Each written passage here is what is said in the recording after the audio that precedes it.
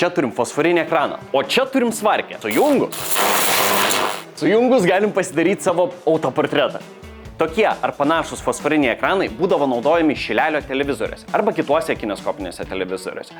Skirtumas tik toks, kad vietoj labai plačios, labai ryškios lempos jie naudodavo elektronų spindulį, kuris šviesdavo beveik kaip lazeris, po truputį nupiešdamas mūsų kadrą. Šitą spindulį mes galim simuliuoti savo ultra ryškiu prožektoriumi, kurį gavom iš Lemona Electronics. Tai su šitu prožektoriumi, kaip su lazeriu, mes galime nusipiešti savo pirmą kadrą – namuką. Bet mūsų namukas po truputį temsta, nes fosforas išspinduliuoja savo energiją, dėl to mums reikia kadrą perpiešti iš naujo.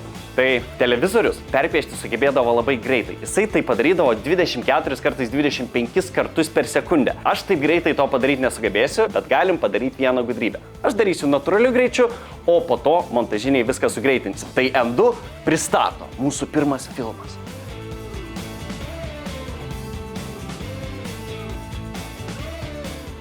Ačiū Lemona Electronics už šitą ultravioletinį prožektorių. Jeigu nori įsigyti tokį ir tu, aplankyk fizinės arba elektroninės parduotuvės.